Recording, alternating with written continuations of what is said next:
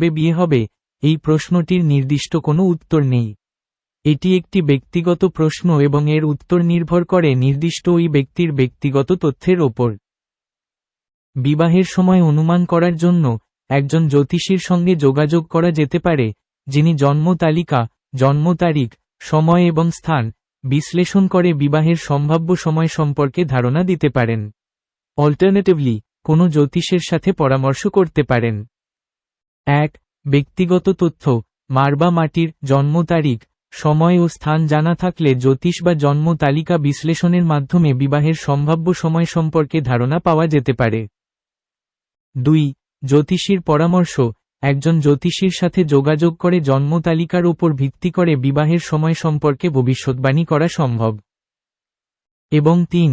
জ্যোতিষ calculator, জ্যোতিষের পরামর্শের পাশাপাশি জন্ম তালিকা বিশ্লেষণের জন্য বিভিন্ন জ্যোতিষ ক্যালকুলেটর ব্যবহার করা যেতে পারে।